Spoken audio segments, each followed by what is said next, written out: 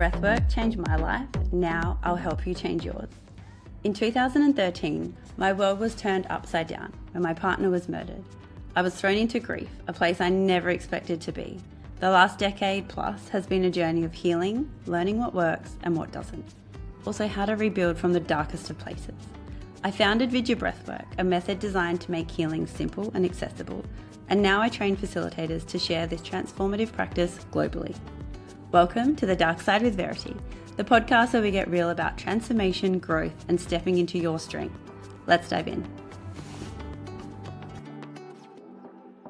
Welcome to The Dark Side with Verity, podcast where we go deep into transformation and healing and all the nitty-gritty that happens with grief.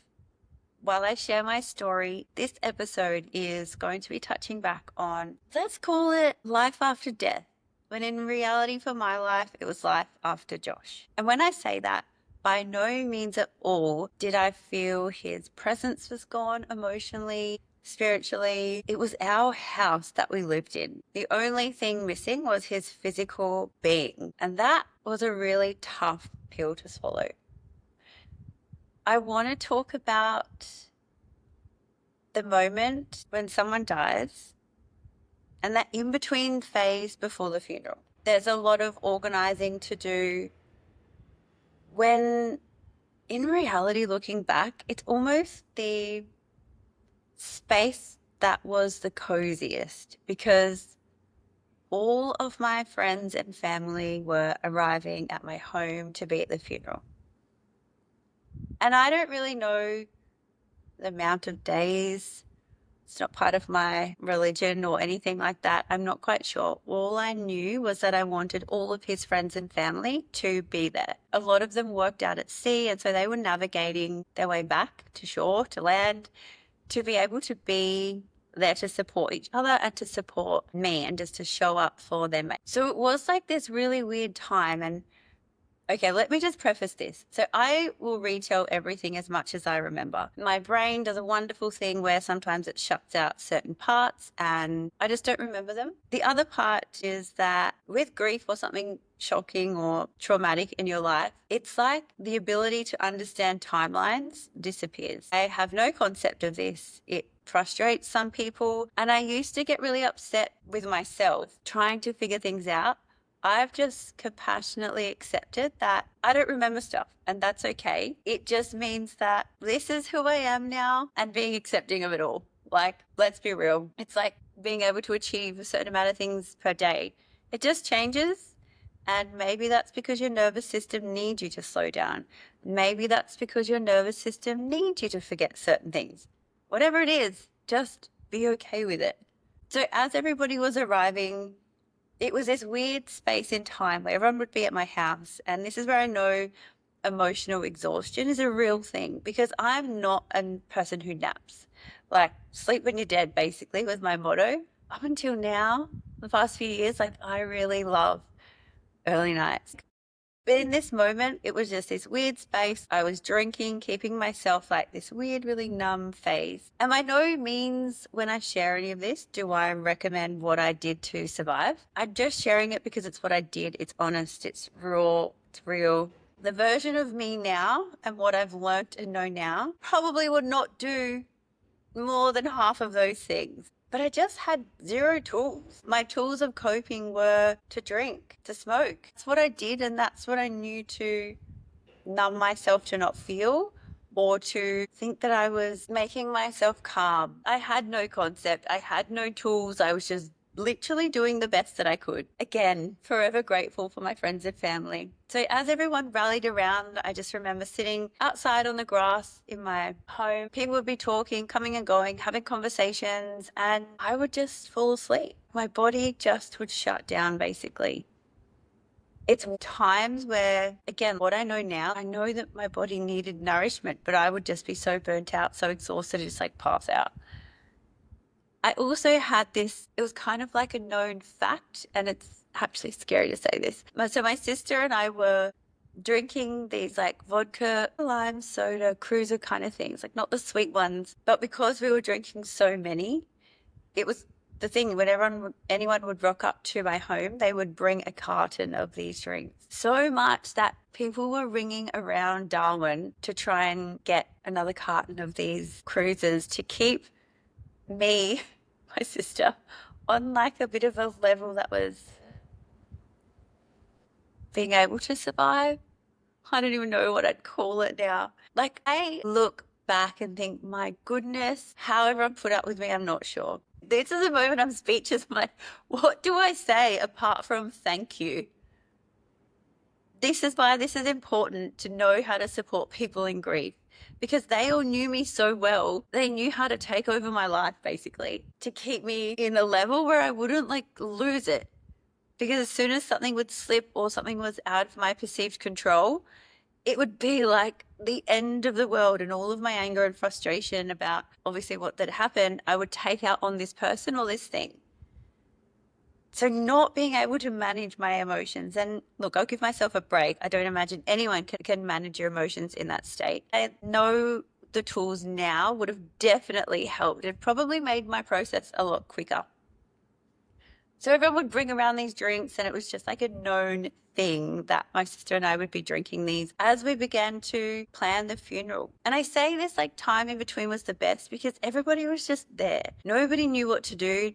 Everybody took so much time off, or they would go to work and come back. I just felt so supported and loved, as I was just like this shell of a human that would flop around my home. It was just beautiful to watch everyone come together. And I get, maybe it was more days than normal, whatever normal is, before a funeral, but I didn't really care because it was just this rebellious part of me, like whatever had to happen to make it the way that I thought Josh would be the happiest and honor him the best.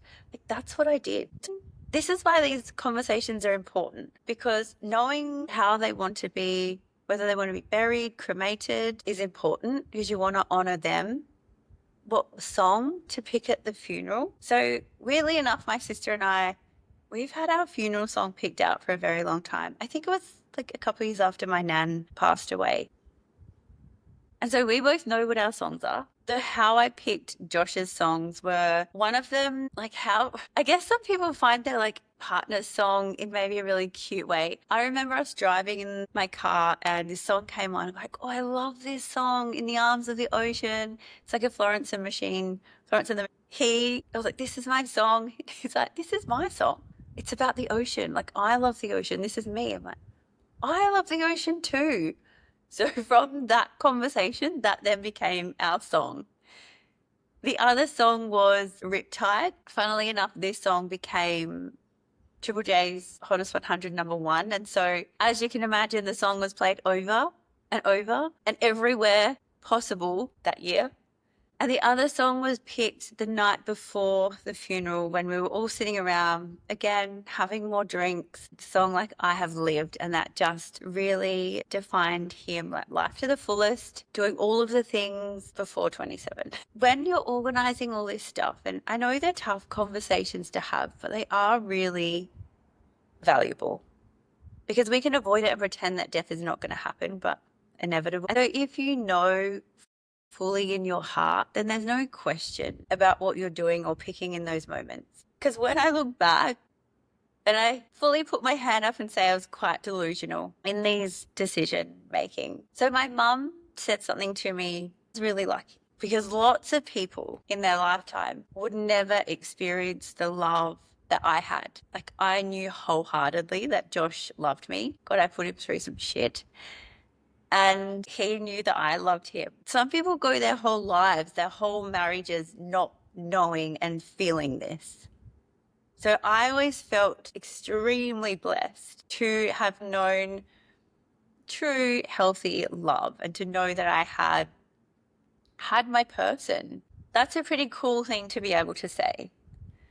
So when we were planning his funeral, I don't know, in the back of my mind, it was like this big procession of love. I didn't want anyone to wear black. I wore white floral Camilla dress. And this is when you know people rallied around you to support you, because especially in that gap period, that time, like you don't really want to see anyone else you don't know. And so my beautiful friends organized the shop to be open after hours in this beautiful boutique in Darwin, Pink Hill. And we got to go in there, and Sylvia dressed my mum, my sister and I to the nines. We all felt beautiful and it was easy. These are the things you don't want to think about, but want to look back later and be like, oh yeah, great, I looked amazing on that day where I felt absolutely shit. But I looked good. And so we all had our outfits ready. When they were designing the booklets,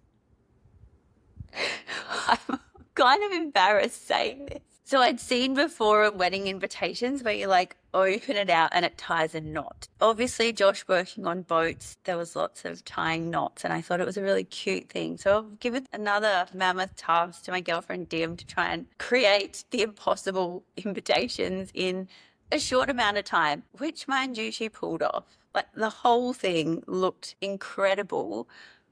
It was held on the cliffs at East Point, so we could see the ocean.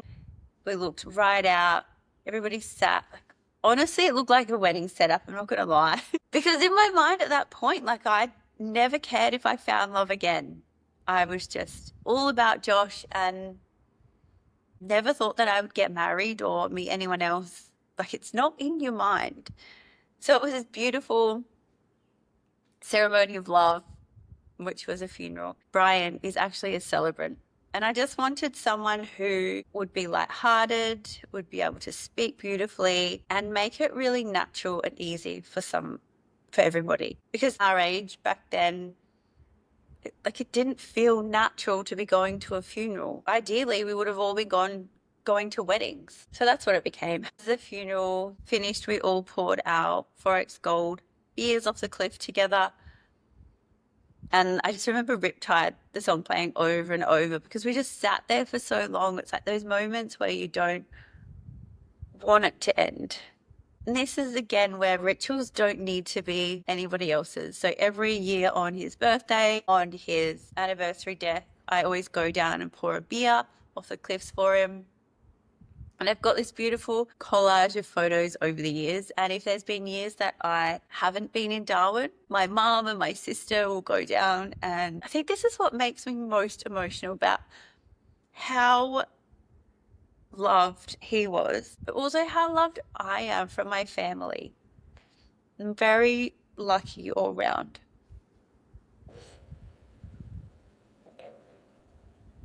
So your rituals can be your rituals, whatever they are, as long as they mean something to you, and know that you're honoring the person that's gone. After the funeral, everybody came back to our house for the wake. There were some good moments because everybody was there, but there was also like they just don't want to have conversations about that stuff, or just some moments remember talking to people thinking, just get me out of here. Like I just want to be by myself. I just want to be with Josh, but at the same time not wanting to be anywhere either, because I knew that wasn't possible. Probably just cuddled up in my bed with my dogs. The funeral was filmed. Obviously, how Josh passed away was going to be on the news regardless. And so one of my friends who worked at Channel 9 called me and said, like, can we be at the funeral? Like it would be better to tell the story from people who loved him, and that way you're able to showcase bits that you want people to see rather than it be a horrible story. People would get to see how much he was loved and already missed. So that was filmed at the funeral, and then somehow I watched it maybe on the news at the wake. I don't know, but I do know from that day on, I've never watched the news ever again. Let's be real. What good really comes of watching the news? To me, not much. So after the wake, that's when things get really tough because people go back to their day-to-day lives. And it sucks because it was Josh and I living together alone with our dogs.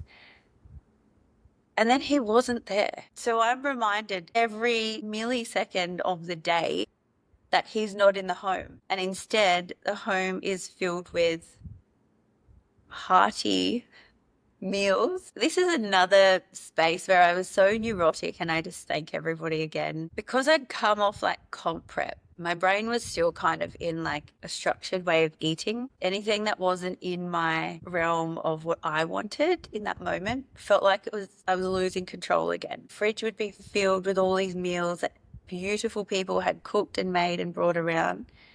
And I would get so mad. I was like, get all this food out, like throw it in the bin.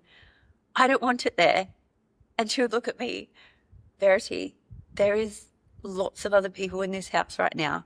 Like, and the mum voice comes on like, I'm trying to be kind and listen to you. I love you, but you're being very unreasonable in this moment.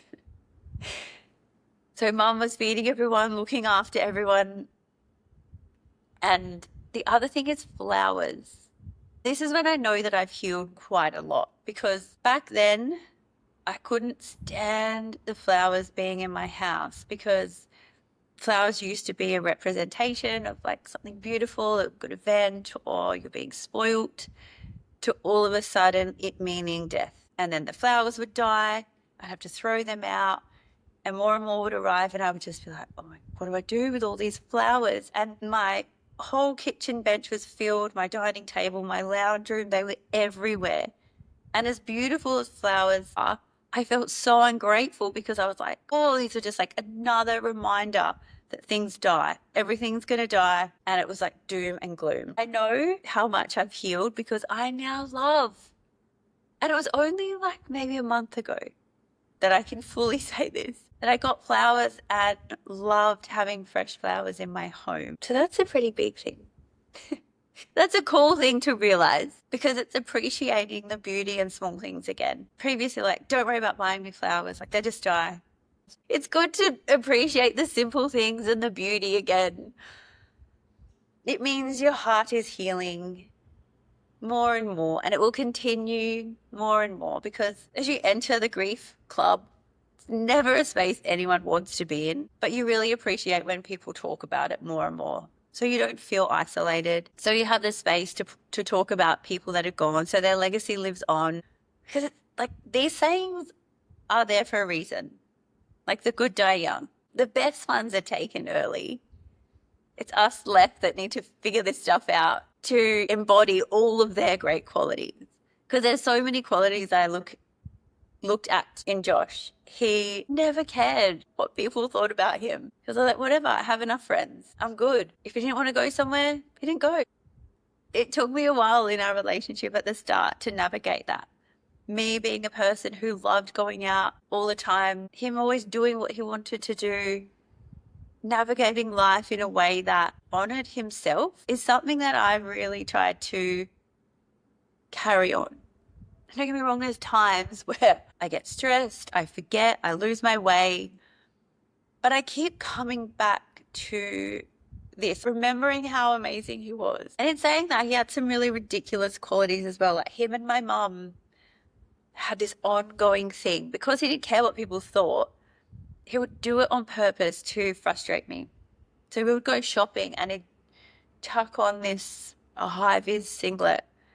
And as he'd put on a few kilos from time to time, this singlet turned into like a midriff. I was like, hell no, we are not wearing this out.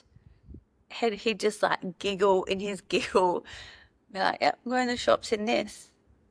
So he would walk into the shops with this midriff thing on. I ended up throwing it in the bin. I was like, sorry, I've lost your shirt, it's gone. And I think maybe that brought on the karma of Josh and my mum's little clothing game. Every time she'd go to Bali, she'd bring home another shit shirt of like, oh, do they like have a cup of concrete, harden up, fuck off, I have enough friends. Just shirts that are so inappropriate to wear. He would think it's funny to rock out as we'd go out. So him and my mum would be giggling while I was cringing.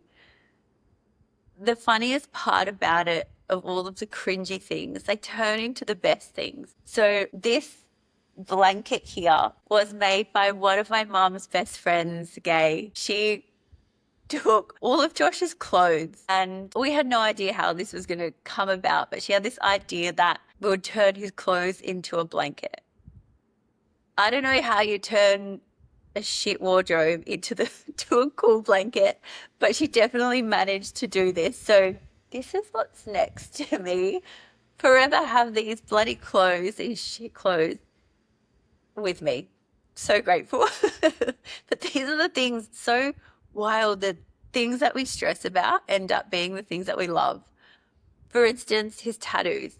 Like he didn't have cool tattoos. I don't think anyone does when you get them when you're younger. One was like a dog on his side and one was a tiger ripping out of his other shoulder. The other ones was like the bed cousins on his stomach, such as life. So the period in between his death and the funeral, we all ended up getting tattoos. I got this tattoo on my rib cage that says such as life, which now I think is hilarious. Like, I wonder if people meet me and think, wow, she picked that tattoo herself. Underneath it says, it's got Josh and V, all in writing. That's just sort of, it's just so that I know. Sister has one on her back, such as life with the Three Musketeers. My mum and dad, like this is how much they love Josh, never in their life have a tattoo apart from they both have, mum has it on her arm, dad has it on his back, such as life. And all of his mates have the same tattoo too. So you find these things to unite yourselves in these times. And I just know that he would be laughing about all of this because it's so ridiculous. At the same time, it's so beautiful. When making all of your decisions for the funeral, trust your gut. Trust all the people who love you and who loved the person that's passed, because it's in those moments when you're in survival that you need reminders. Okay. And I'm not saying anyone else needs to do this. I needed to get Just Breathe on my arm. And you don't know the amount of sarcastic, horrendous comments I've had about this tattoo. Like, oh, when I had blonde hair, are you so blonde that you needed to have like Just Breathe written on your arm to remind you? And in my head, I'm like, yeah, I actually did. Because when my partner died, I forgot to breathe. Of course, I didn't say that. I just like smile, be like, yeah, you're funny. But have beautiful reminders. Trust everyone around you, the people who care. One of the best things that I was able to do, because you can be really anxious in these moments. You're breathing in the top half of your chest. Your heart is beating really fast. One of the tools that I love and adore, and I probably should come up with a better name for this breath, but I haven't. I just call it the anxiety breath because it alleviates my anxiety. It's 4 counts breathing in through your nose, and then you hold your breath at the top for 7 counts, and then you exhale through the mouth for 8 counts. This allows me to like physically hear and feel my heart rate slow down. So if you're ever trying to help someone through making all these decisions, or you're the one trying to make these decisions, this breath is one that I absolutely adore. And it applies whenever you feel your heart beating a little too fast or things get a little tough. So let's breathe together. Whether you're walking, you can do this breath, or whether you're sitting down, chilling out, close your eyes. Place your hands on your thighs and let's breathe in for 4, 3, 2, 1. Hold the breath at the top. Listen to your heart rate. And then slow exhale through pursed lips, like you're blowing out the candle. Inhale for 4. Hold the breath at the top. Slow release. Let's do one more to really drop in. Breathing in. Hold the breath. Slowly exhale. Okay, I'm feeling calm already. Let's do one more. Big inhale. Hold the breath at the top. Relax your jaw, relax your shoulders as you take a long, slow exhale. I thank you. I appreciate you. We made it. Much love. That's a wrap for this episode of The Dark Side with Verity. I trust it's given you clarity, sparked awareness, and allowed you to breathe a little deeper, plus a little takeaway to integrate into your life. If this has resonated, I'd love you to leave a 5-star review, of course. More importantly, I would love you to share this with someone who's on their journey and needs a little bit of assistance. Come hang out with me over at Instagram at Verity Jo Coonan or The Dark Side with Verity, or start to explore Vidya breathwork at verityjocoonan.co. Until next time, breathe deep, trust the process, and keep expanding. Much love.